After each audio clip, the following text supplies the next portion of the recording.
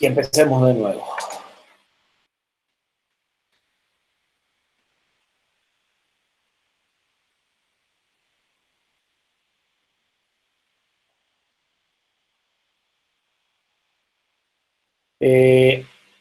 A los que se les corta el Meet, hagan la prueba, por si acaso, de usarlo en el navegador de Chrome, ¿sí? Porque podría ser ese el problema, que no se lleve bien con algún otro navegador. A mí particularmente no me pasa, no se me cortó nunca hasta aquí. En Ni se me realidad yo cortó ni se uso me Chrome, desconectó. y me ha pasado un par de veces que se me trabó todo el navegador, pero porque tengo 17, 18 tabs abiertas, digamos. Por ahí si es eso, si tienen muchas pestañas, sí se traba a veces y hay que reiniciar el navegador y sigue andando. Bueno, yo en mi caso solo uso Chrome para el Meet. Todo el resto de cosas las hago con Safari. Así que ese problema sí no lo tengo. Tengo abierto nada más que dos pestañas, el Classroom y el Meet solamente. Bueno, vamos de nuevo entonces con el TP2. Repaso de qué trataba el TP2. Perfil de tarea, en términos generales decíamos que trata de paralelismo. Vimos el perfil de una tarea, diagramas de precedencia. Después vimos una forma de atacar el paralelismo que es pipelining, donde lo que vamos a repetir no son todos los recursos para completar una tarea, sino una parte de los recursos y vamos a ir segmentando la tarea en distintas etapas, siempre que se pueda.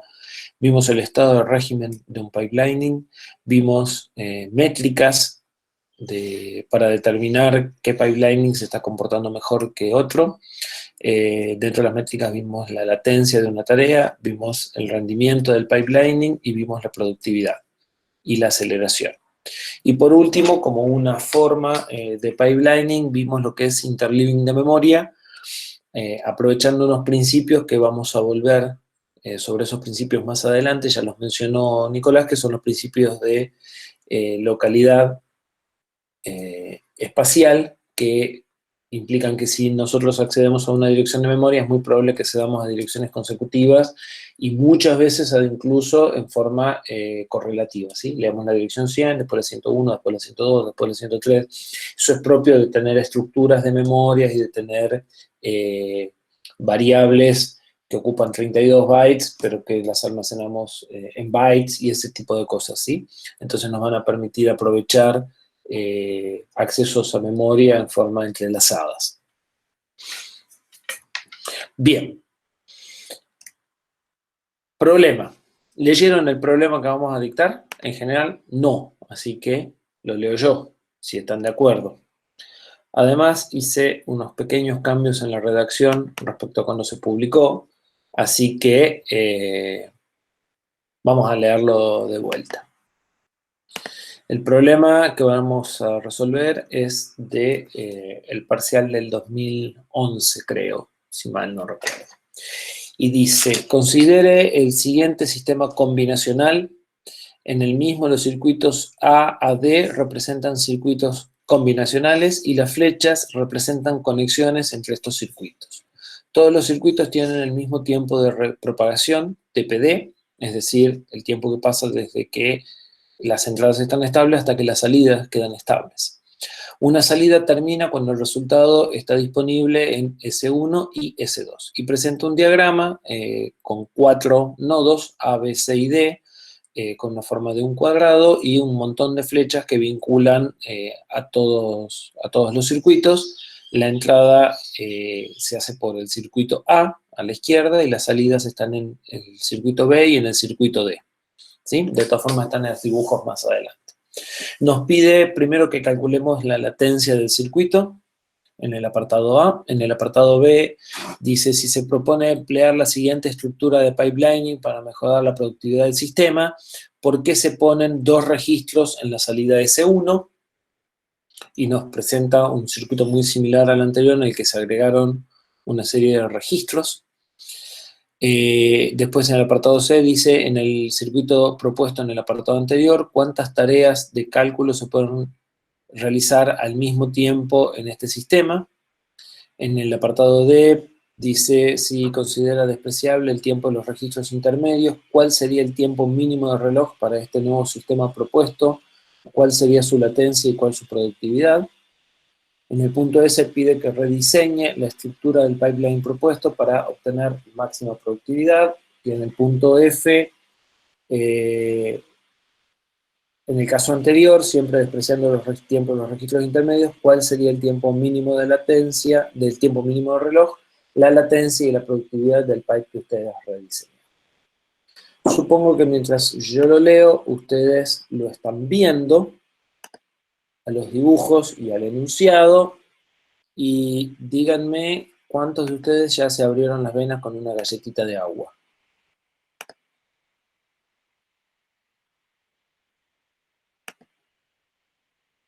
¿Ninguno? Bien. Todos. Sí, yo creo que todos. Van a ver que es muchísimo más fácil de lo que parece. Solo hay una cosa que es la que se tienen que dar cuenta. Bueno, el resumen del problema nos pide la latencia del circuito, después nos propone una arquitectura de pipe. La latencia del circuito inicial es la latencia combinacional del circuito base, el apartado A. Después nos pide una estructura de pipe, la latencia y productividad de ese pipe, y nos pide una mejora y la latencia y productividad de la versión mejorada. Y como siempre, el problema es entender el problema. Una vez que el problema está entendido, está la batalla ganada. Primero que nada nos pide que calculemos la latencia del circuito. Para eso, ¿qué tendríamos que hacer? Tendríamos que determinar todos los caminos por los que fluyen las señales en el circuito, calcular la latencia de cada uno de esos caminos y identificar el camino crítico, que va a ser el camino más lento, y la latencia del sistema va a ser la duración del camino crítico o va a ser la duración del más lento. Porque si yo trato de sacar los datos antes de que el más lento esté completo, lo que voy a obtener son datos inválidos, ¿sí? Esto es un circuito combinacional. Es como cuando ustedes en diseño lógico vieron una ALU o vieron una cadena de sumadores, que eso seguro lo vieron, y tenían que esperar que se vaya propagando el carry out de un sumador al sumador que sigue, y recién entonces la salida era estable en el segundo sumador, ¿sí? Es ese mismo tipo de circuito lo que estamos planteando. Este es el dibujo que yo ya había mencionado. ¿Cuáles son los posibles caminos de señales? A ver, alguien que me diga un camino.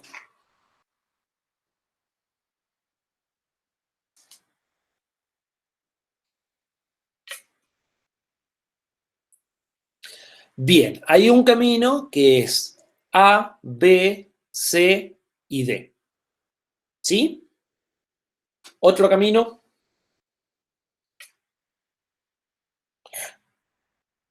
A ver, de a uno, o sea, escribieron todos juntos. A, B. A, B es un camino, correcto. A, C, D. A, C, D también es un camino. ¿Sí? AD también es un camino. Perfecto. Entonces, si vamos listando, como todos tienen los mismos tiempos de retardo, el ABD, por ejemplo, es un camino que demora 3, ¿sí? 3 tiempos de propagación. El AD es un camino que demora solo 2, es decir, D ya va a tener esta señal antes que esta señal. El ACD es otro camino que demora 3. Y el camino crítico va a ser el primero que mencionaron, es bastante fácil esa primera pregunta, y va a ser A, B, C, D. ¿Sí? Eso quiere decir que el tiempo de propagación, o la latencia, o el tiempo serie, si lo quieren ver así, va a ser 4 TPD, 4 tiempos de propagación. Hasta aquí. ¿Están todos de acuerdo? El apartado A era fácil, más fácil de lo que parecía en un principio. Bien. Y el apartado B van a ver que también es muy fácil una vez que se les pasa el susto. El apartado B dice, si se propone emplear la siguiente estructura de pipeline para mejorar la productividad del sistema, ¿por qué se ponen dos registros en la salida S1? ¿Qué es lo que tienen que hacer? Lo que tienen que hacer, o la parte difícil del problema, es verlo al pipeline, identificar cuáles son las etapas del pipeline que les están proponiendo. Y para eso, lo que tienen que tener muy en claro es que las etapas se separan en un pipeline electrónico, ¿sí? Como estamos planteando en este caso, las etapas siempre se separan por lo que se llaman registros de segmentación.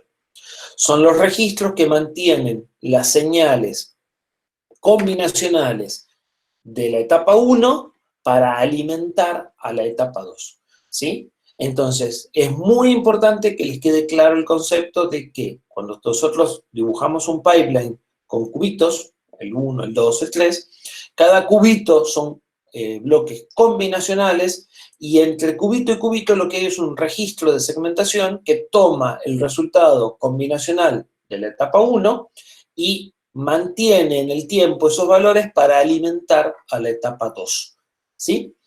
Entonces, ¿dónde están nuestros registros? Nuestros registros son todos estos cuadraditos que están acá, ¿sí?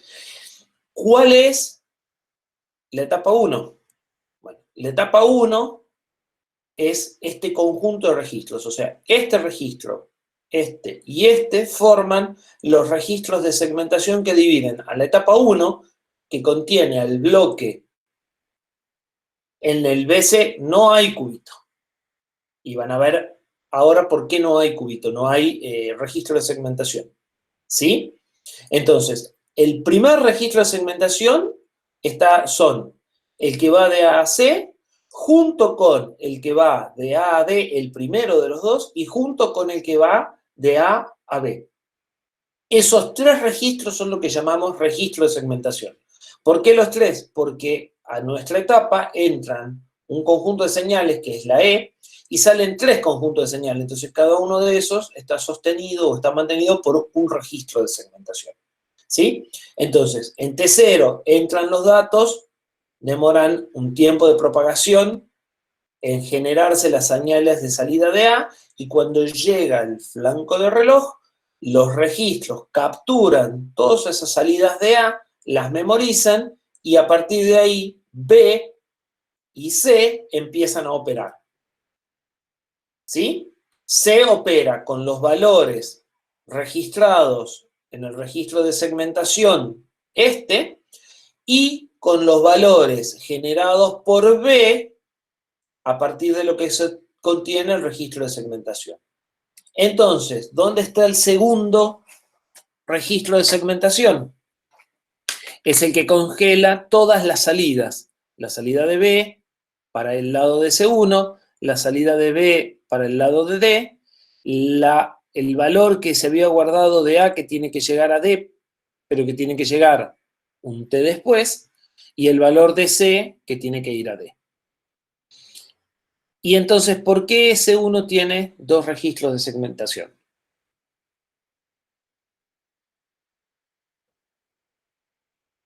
¿Alguien se anima a arriesgar la respuesta? Para generar un retardo, exactamente, porque yo ahora necesito otro registro de segmentación para obtener los datos de D, y para eso el dato de S1 se tiene que guardar durante un T. Fíjense que pasaba lo mismo entre A y D. Yo genero el dato en T1 y lo necesito no en T2, sino en T3, a este dato que viene por la diagonal. Entonces, lo tengo que guardar durante un T, y para eso lo que hago es hacerlo pasar por una etapa en blanco.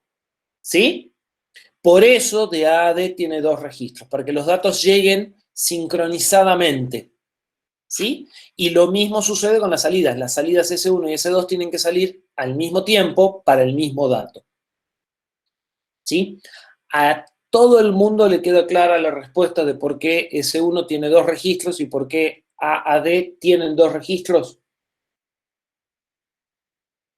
Buenísimo. Es muy importante que lo entiendan ahora, porque cuando nos metamos en el procesador más adelante va a ser importante. Ignacio, más o menos. Pregunta.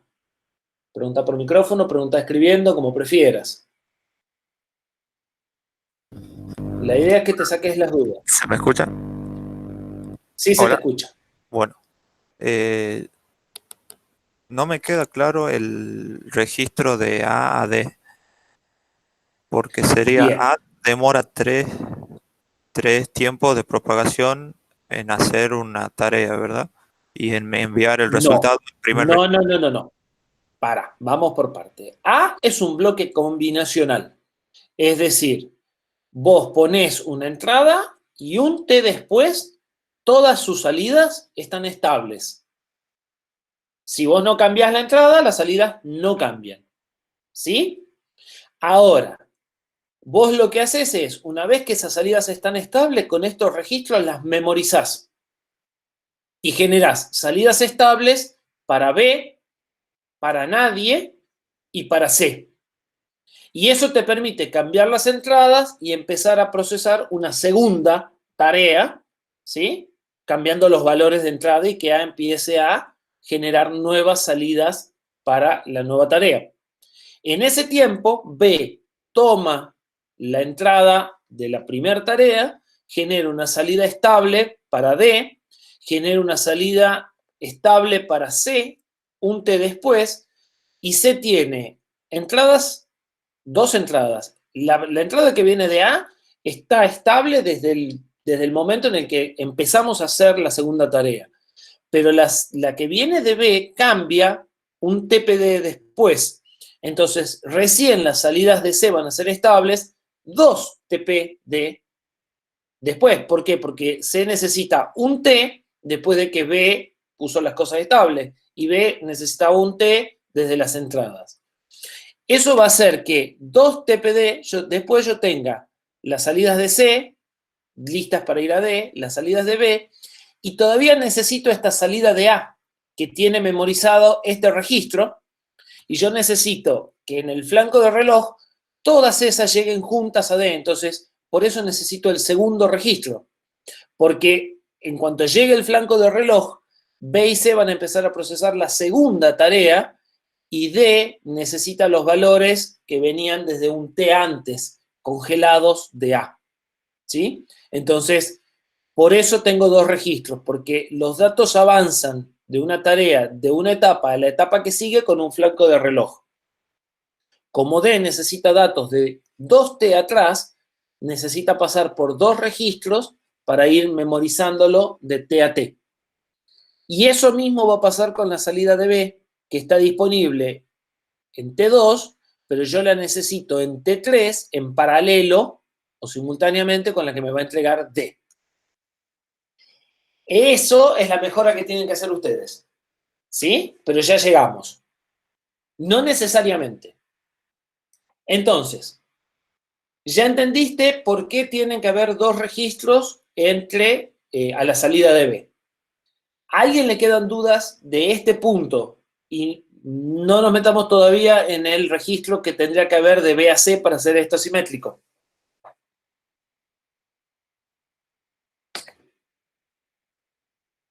Esos registros en realidad son, sí, son buffers, son registros. Son dispositivos que cuando llegue un flanco de reloj van a memorizar las señales que están en la entrada y esas señales se van a copiar en la salida. Y la salida se va a mantener estable con esos valores hasta que haya un nuevo flanco de reloj. ¿Sí? Son registros maestro-esclavo.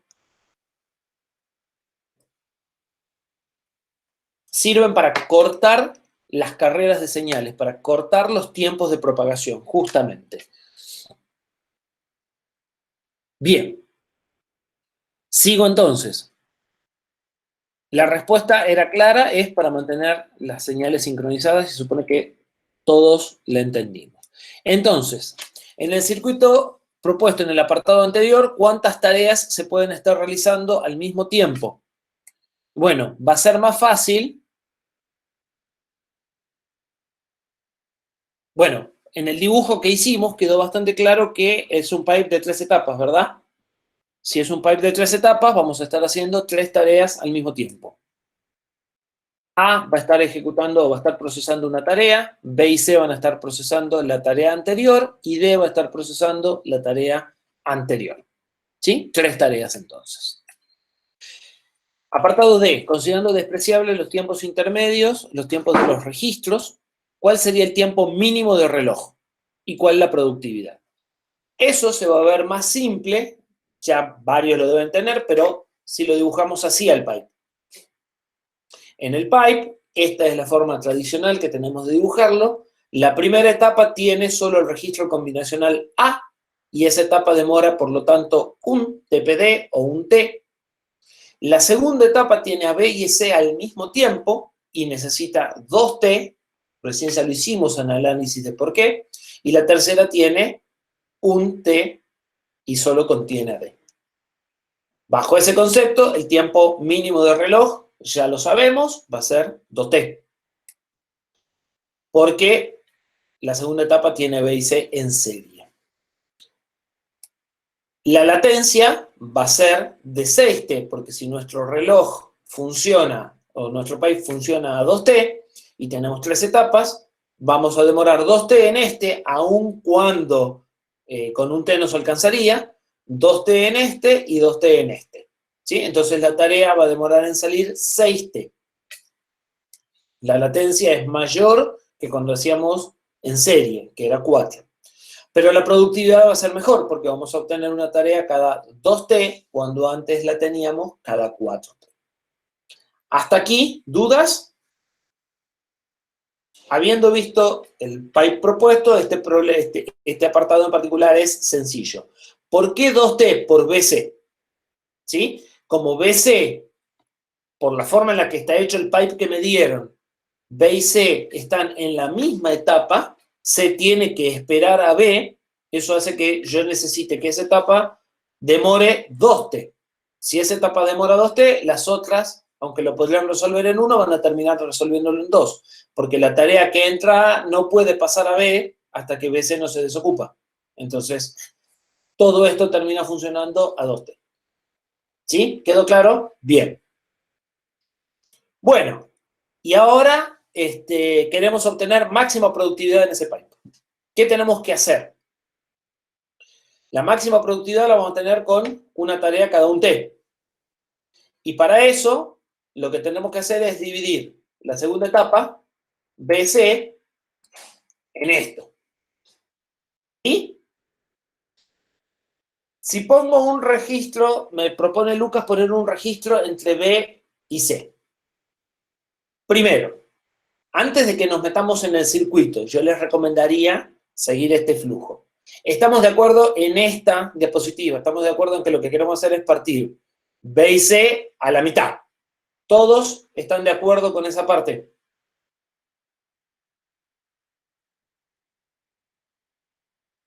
Bien. Este es el circuito. Esta es nuestra primera etapa. ¿Dónde tengo que poner cuadraditos nuevos? En realidad, esas son las etapas. ¿Dónde tengo que poner cuadraditos nuevos?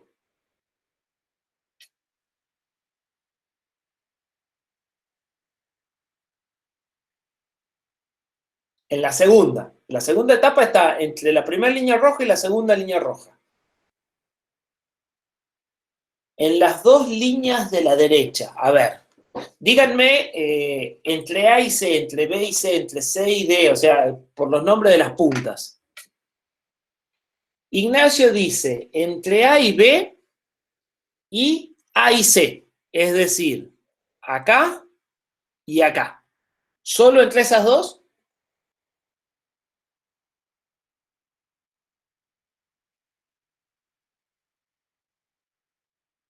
Entre B y C también era de donde querían poner de entrada.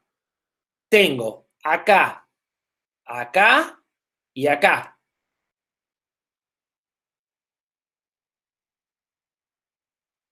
Bueno, los dejo parar de sufrir. Van ahí, acá, ahí, acá y acá. ¿Sí? ¿Qué corto? Todas las salidas de B y también las de A. ¿Sí? Si estamos agregando una etapa, S1 tiene que crecer en una etapa. Si de B a D antes pasaban en un T, ahora tienen que pasar en 2T, como pasaba ya con A a D.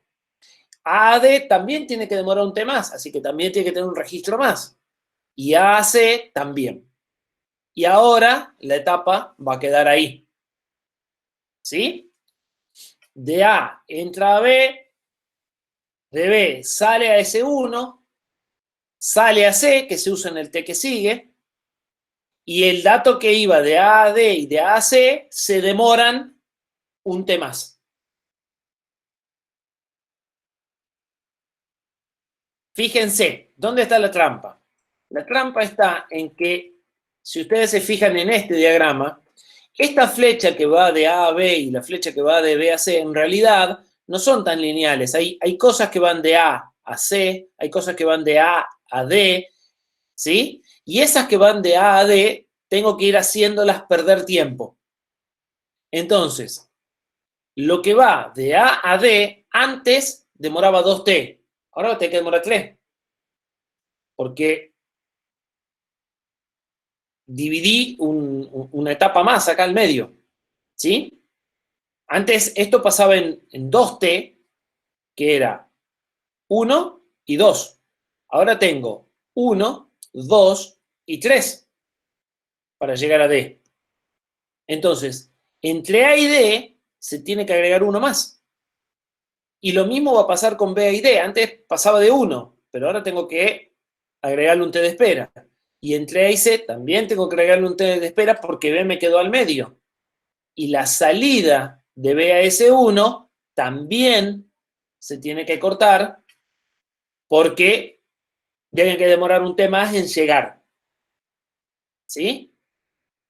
Entonces, el resultado es que casi a todas tengo que agregarle registros y ese conjunto de registros son la nueva etapa. Y ahora A queda en una etapa, B queda en una etapa, C queda en una etapa y D queda en una etapa.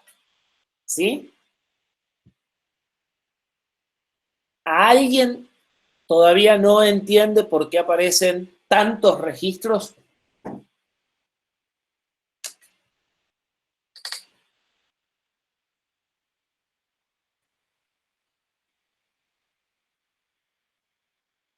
Están todos con hambre si quieren ir a comer ya.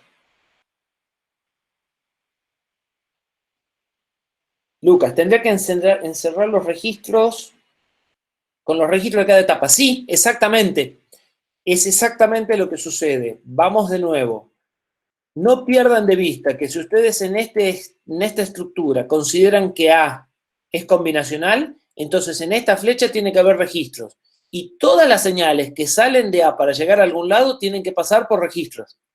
Si hay señales que van de A a C, tienen que pasar por los registros que van acá, por los registros que van acá y por los registros que van acá antes de llegar a C.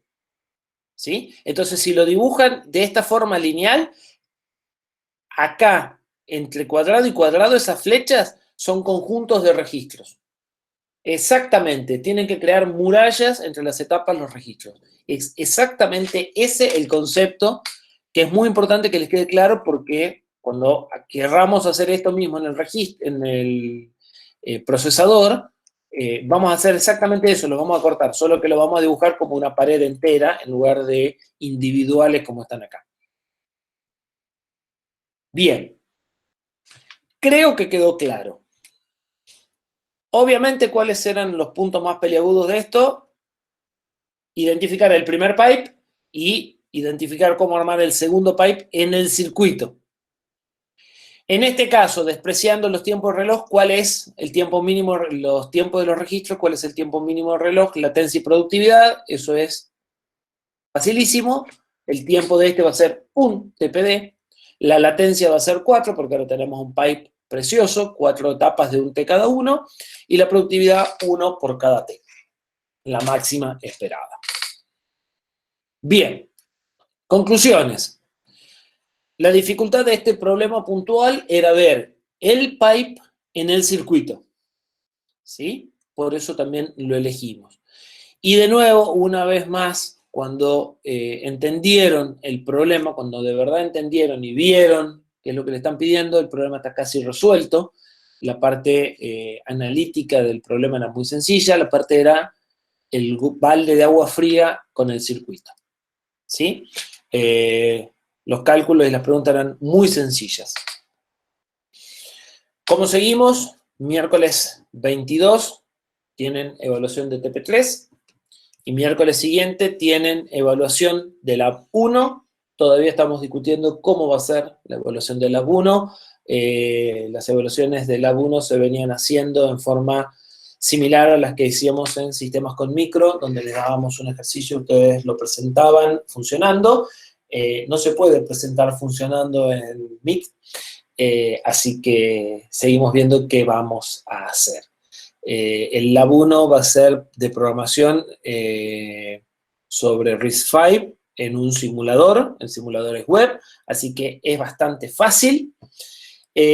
No, aceptamos sugerencias, a ver si a ustedes se les ocurre alguna forma fácil y divertida de que los evaluemos para el Lab 1, recibimos sugerencias. Tenemos algunas ideas, pero podría ser bueno escuchar a los damnificados. ¿Preguntas? Quiero creer que no. Preguntas de lo que acabamos de dar, del práctico, más allá de las apreciaciones del futuro como alumnos de la materia. Están todos con hambre y se quieren ir. ¿Quedó claro? ¿Realmente entendieron el problema? ¿Vieron que cuando no podía ser peor, puede ser peor? Sí, eso yo se los adelantamos, recuerden. En una de las diapositivas decía, cuando habíamos aprendido todas las respuestas, nos cambiaron las preguntas. Esa es la idea, porque lamentablemente en el mundo en el que vivimos, todo cambia. Sí, Lucas, estabas preguntando algo. Sí, por favor. ¿Qué me dijeron de materiales y dispositivos? Bien, menos mal que me preguntaron porque me olvidé de comentarles. Está hecho el cambio de correlativas que nosotros pedimos, pero hay varios cambios más de correlativas que hay que hacer en otras asignaturas. Así que sección alumnos está cargando todas esas correcciones juntas y una vez que estén hechas esas correcciones se va a generar una nueva versión de plan. El tema es que para cambiar las correlativas hay que hacer un cambio de plan. Por lo menos a nivel sistema. Entonces van a impactar todo eso junto en el transcurso de la semana que viene. Una vez que estén aplicadas esos cambios, me van a avisar para que yo les diga que se inscriban y si queda algún problema me avisen. Y si eventualmente se vencen los plazos de inscripción, nos van a abrir una opción de inscripción específica para arquitectura una vez que estén resueltos todos los problemas. Es decir, no se preocupen, cuando estén en condiciones de intentar una nueva inscripción, yo les voy a avisar. Igual que esta vuelta, me confirman si pudieron o no inscribirse. Y si no se pueden inscribir, seguiremos en contacto con sección alumno hasta que lo resuelvan. ¿Sí? Por ahora, no se preocupen, estén atentos a un aviso mío para inscribirse en Facebook, en Twitter, como hicimos la otra vez, les voy a avisar en todos los medios. Y sí, denme un feedback de si se pueden o no inscribir, una vez que yo les avise. Ignacio, querías preguntar algo del evaluativo, creo.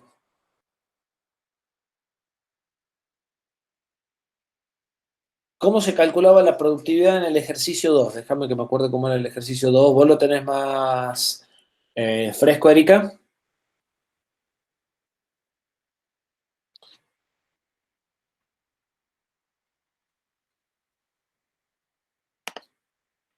Ya se nos fue Erika. Déjame que lo revise. Sí, el ejercicio 2 pedía la productividad en más de un caso, ¿no? ¿A cuál específicamente? Bueno, tenías 2 cajeros y estabas 10 clientes en el A.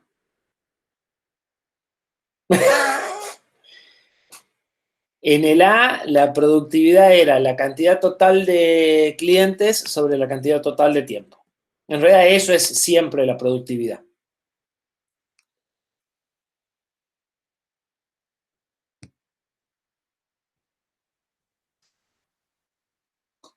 Yo voy a aprovechar antes de que se vayan más gente y les voy a remarcar algo que le remarqué a alguien en un mail que contesté. Por favor, acostúmbrense a distinguir las definiciones de los resultados conocidos para estructuras conocidas, ¿sí? La productividad es la cantidad de tareas en unidad de tiempo. Esa es la definición. En un pipe con determinadas características se puede calcular de determinada forma, pero la definición se aplica siempre, la definición es inamovible. La latencia es el tiempo que se demora en ejecutar una tarea. Esa es la definición. En un pipe de determinadas características se puede calcular de determinada forma, pero las definiciones son inamovibles, entonces aférrense a las definiciones, ¿sí? Esas no cambian. Bien, y además encima en general las definiciones son más fáciles de aprender que la fórmula, para peor. Bueno, si no tienen más dudas, yo tengo hambre, ustedes tienen hambre, cortamos la grabación y nos vamos a comer, ¿les parece?